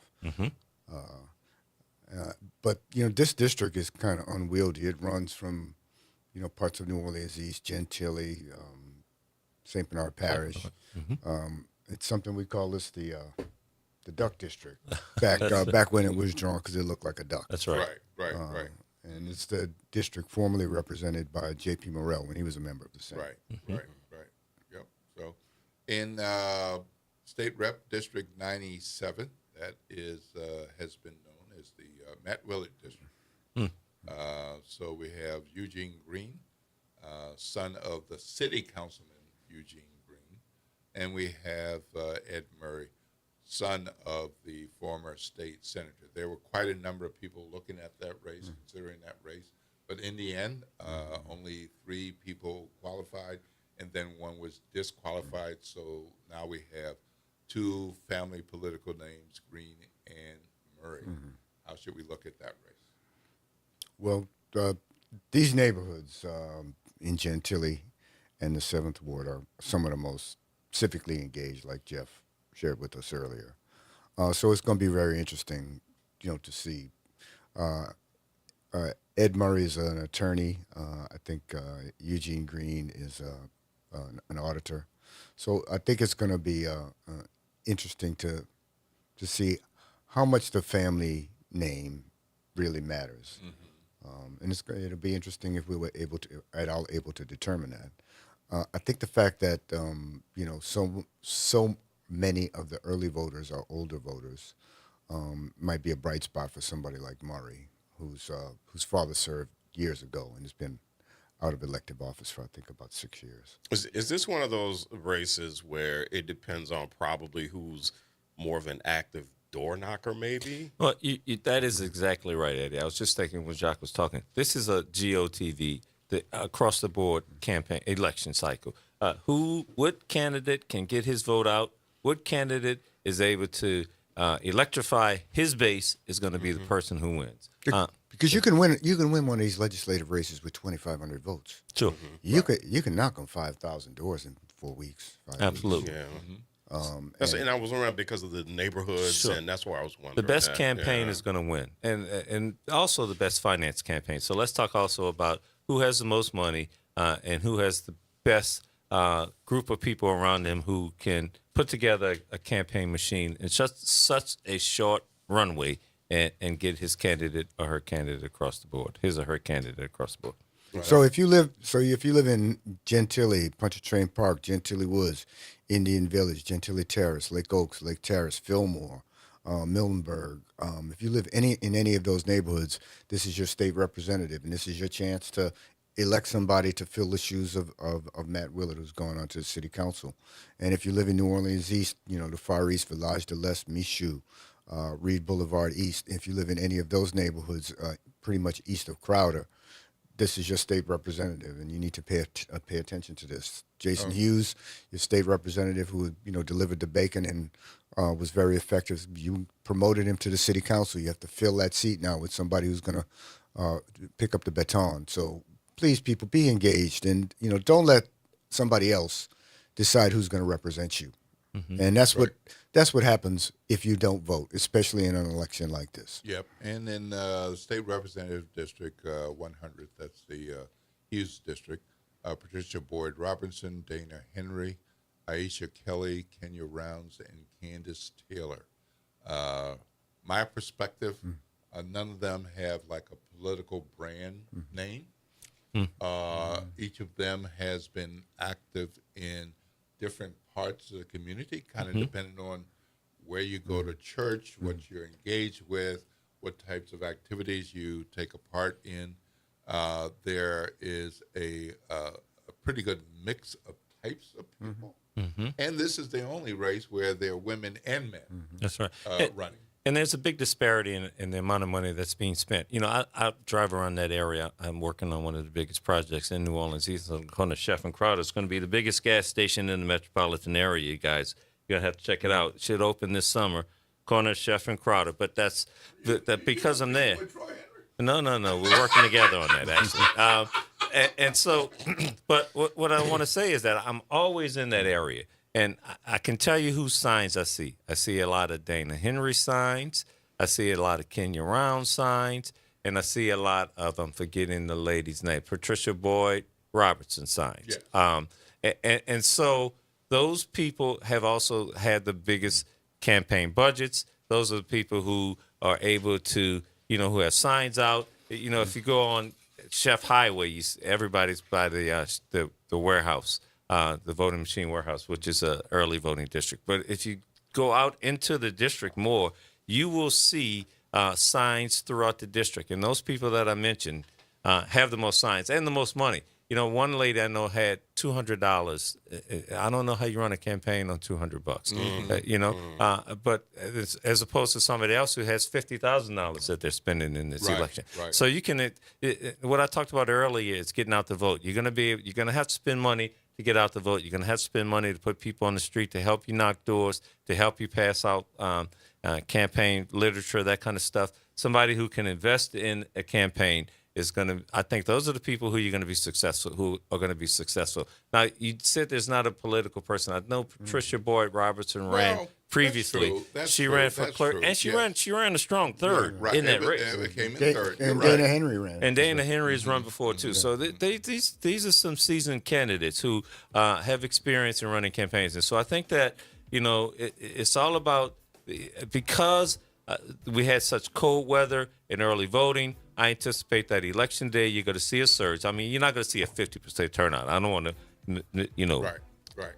paint a different picture than what's reality. But I think you're going to see, what do you think, Jock? Maybe a 10% turnout? I think you could 12%. So, yeah. Okay. And so if you had 4%, 5% so far, you're going to see double, almost triple people who have come out to vote so far. And so the candidate who's going to be able to mobilize his base or her base is going to be the candidate who wins in all of these races. All right, Mr. Station Owner. Oh, that'd be me. We got to take a break. Well, let's do that, please. All right, take folks. 2 breaks. All right, folks. You're listening to the Good Morning Show. I'm Will Sutton with Eddie Francis. Great conversation with Jock Morial and Jeff Thomas. I'm going to have to head out of here a little bit early because I've got to 9 a.m. meeting at that other job. Oh, yeah. I get it. And so I'm going to have to get on over there so I can get my stuff in place and ready to go. But Lord willing, I'll be back with you tomorrow. And Eddie and Jeff will take it from here right after the break. You're listening to WBOK 1230 a.m., what New Orleans is talking about all day long.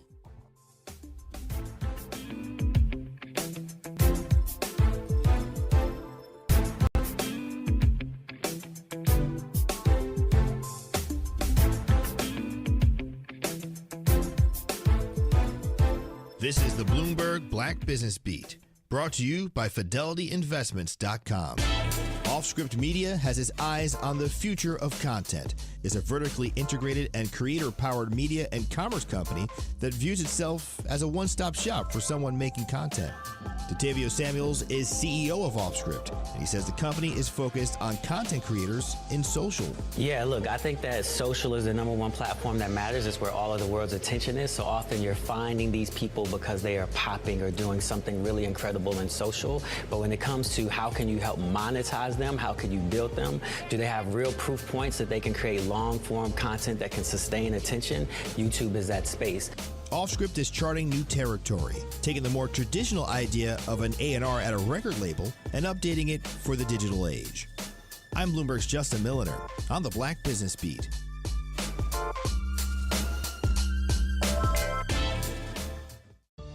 Working as a dedicated Fidelity advisor, I always ask, what's important to you? I'll look at those priorities and goals alongside your full financial picture to build a comprehensive plan designed to help grow and protect your wealth. With proactive portfolio insights and an eye on taxes, I'm here to help you make the most of your money. I'm Laura Maxwell, and I'm a dedicated Fidelity advisor. Learn more at fidelity.com/wealth. Investment minimums apply. Fidelity Brokerage Services, LLC, member NYSE, SIPC. Time is valuable. That's why Lowe's Blueprint Takeoffs turn blueprints into quotes faster. Bring us your plans, and we'll generate itemized material lists to make quoting easier so you can get back to building. Plus, at the Lowe's Pro Desk, you get access to thousands of building materials not sold in store. And when your order's ready, we'll deliver everything to the job site.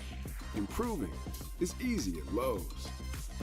It's Off the Top with Norman Robinson on WBOK 1230 AM.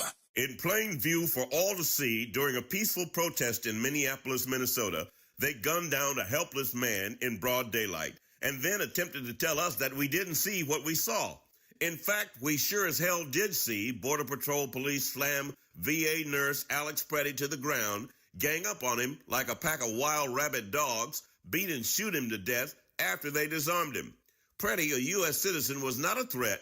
Video recording showed him only attempting to help an unidentified woman who was being thrown around by the Border Patrol goons like she was a rag doll. Preddy had been recording the incident with his cell phone. While Preddy lay dying, the Trump administration, without empathy or sensitivity regarding the tragedy and prior to an investigation, immediately began spreading a false narrative that Preddy approached the officers with a gun in his hand with intent to harm law enforcement. The video of the encounter clearly shows that Preddy was holding a phone, not a gun. The officers did find a gun in his waistband. It's not against the law to carry a concealed handgun in Minnesota if you have a license. There's no evidence that he ever reached for the weapon, which incidentally was already in police custody before they shot him. This was the second fatal shooting by immigration police, who 3 weeks earlier shot and killed 37-year-old Renee Good, also a U.S. citizen. She was shot inside her car as she tried to drive away from Border Patrol. The White House called the deadly shooting justifiable, alleging she attempted to run over the officers. The video tells a different story. Both tragedies have drawn widespread outrage, with citizens and lawmakers from both sides of the aisle calling for an investigation.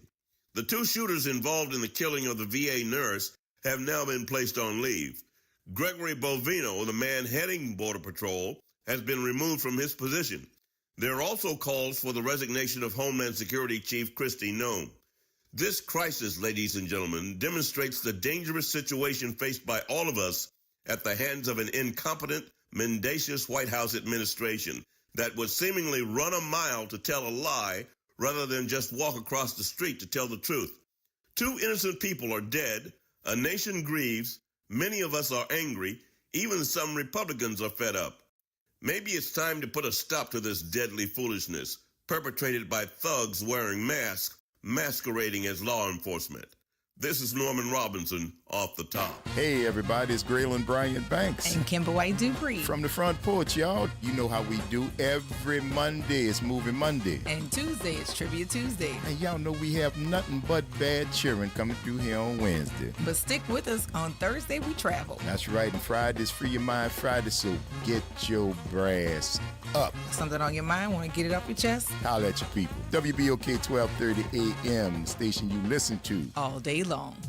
Well, saints of God, this is Pastor David Impartan Sr. coming to you over the airways of WBOK, your favorite host of Change Your Water, Change Your Mind. I want to invite you to our show every Saturday from 1 o'clock to 2 o'clock p.m. That's Change Your Water, Change Your Mind. I want you to invite your family and friends to a broadcast that's designed to change your life, the way you think, the way you act, and what you eat. We want you to tune in every Saturday at 1 o'clock, WBOK, 1230 a.m. See you on Saturday. This is The Law and Your Legacy. I'm attorney Pete Hamilton. I'm attorney Ryan Hamilton. Comparing the cost of will, successions, and trusts. A will might only be a few $100s, but your family could end up paying more in legal fees. Trust costs more upfront, but saves time, stress, and potentially thousands. Think of it as paying a little now to avoid a big bill later. Smart planning means big savings for your family. This is not legal advice. That's just a tip brought to you by Liberty Bank and Trust. For more information, go to libertybank.net or contact us at 504-915-5016. Tune in every Wednesday at 12 noon to What's Growing New Orleans, hosted by Angel Vanderpool. What's Growing New Orleans is a weekly conversation about developing and growing Black businesses throughout the region. Brought to you by the New Orleans Regional Black Chamber of Commerce. The Ron Kelly Show. Real talk, bold truth. Tune in for your weekly dose of unapologetic conversations that don't dodge the truth or dilute the message. Stay informed on the issues that matter most on The Ron Kelly Show. Every Monday at 7 p.m. on WBOK 1230 a.m. Good morning. Wake up. The Good Morning Show. Good morning. On WBOK.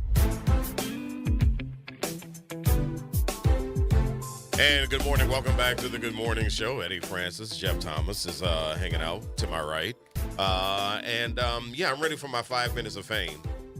But Ken Jones is on the line. He killed it. So You that's had it. your shot. I had a shot. I could have been a contender, but we got Ken on the line. Good morning, Ken. How's it going?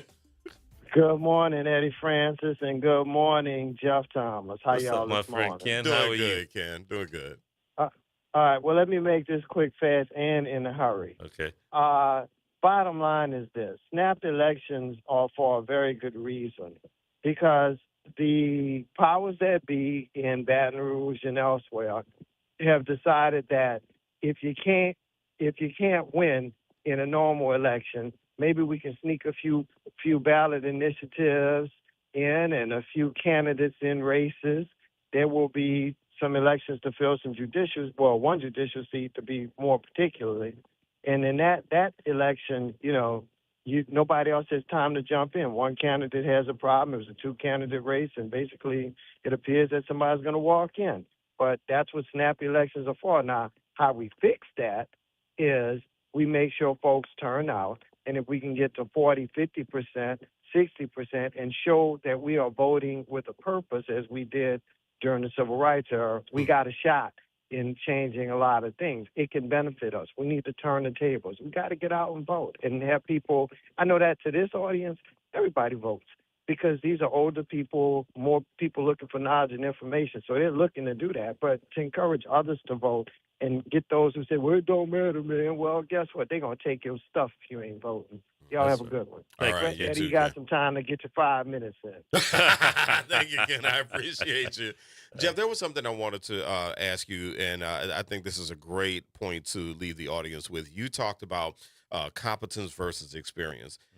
In lieu of experience, though, because we have a lot of inexperience in these elections, what does competence look like? Yeah, well, that's a good question. And I think that's what the electorate has to decide. Who is able to articulate a position? Who is able to cross the aisle in this camp, in this cycle? Who is able to engage with the electorate, figure out what people want, and then deliver a message that resonates in the legislature so that they can create the kind of legislation that will benefit our lives. And so that competence, it's all about communication. It's an ability to communicate effectively and to understand complex ideas and crystallize them into a way that people can take it in a soundbite. Because that's, listen, as much as we like to talk, the legislature deals in sound bites. I mean, they have these 5-minute debate sessions where they go back and forth, and that's kind of it. And so the person who can get these zingers in, like John Kennedy has made a living, our senator makes a living on zingers. That is an effective, competent politician, legislator today. I mean, and so somebody who's able to communicate effectively is what we need. And certainly experience, it makes a big difference. And so if you know what the message is and how to deliver it and where the bathroom is in the Senate chambers or the legislative chambers, that makes a big difference. If you can grab somebody and talk to them offline, that's how you can influence them. So, somebody who has that kind of experience and ability, I think is what we need. So the conversation is going to continue tomorrow. I'm going to be back in tomorrow with Will. We're going to keep talking about these elections coming up on Saturday. Very important elections. And so you Jeff, you got to go back to being the owner, and I got to go back to whatever I was doing before I walked in here. Sure. But coming up next is the front porch. We got Kemba, and we have that other dude. We got Graylin. We have him. Yeah, him. He's kind of important too. Yeah. But we have them coming up and hang out with them because they need friends. They need friends. They need shade, Eddie. Shade. Not at all. It's just that I've hung out with both of them, and I know what their needs are at this point. I got it. Listen, everybody who has been hanging out with us on Facebook, thank you. YouTube, thank you so much. You've been hanging out with us there and streaming at WBOK1230.com. And also, if you've been doing it the old-fashioned way, 12:30 a.m., we love you too. We appreciate you. That's right. All right, the front porch is next. Jeff, thank you so much, man. Thank you, Eddie. Thank you. I mean, let's sit next to a radio veteran like you with a voice that golden voice makes me feel good. Thank you. Thank you for coming in and sharing your talent. I'll give you a piece of that check back. All right, then. All right. That's it for the Good Morning Show. Thank you so much for listening on WBOK. What New Orleans is listening to. What New Orleans is talking about. Talking about, too. That's right. All day long. That's right.